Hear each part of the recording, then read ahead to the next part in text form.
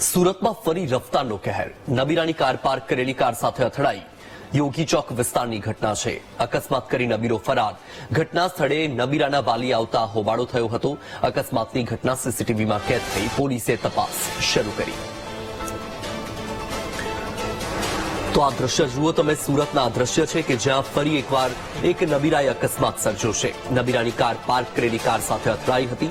અકસ્માતની જે સમગ્ર ઘટના છે એ સીસીટીવીમાં કેદ થઈ છે. હાલ તો આ મામલે પોલીસ તપાસ ચાલી રહી છે. દ્રશ્યમાં તમે જુઓ કે જે કાર પાર્ક કરેલી હતી તેની સ્થિતિ શું થઈ છે. બીજી તરફના દ્રશ્યમાં તમને એ પણ જોવા મળી રહ્યું છે કે કઈ રીતે અકસ્માત સર્જાયો હતો.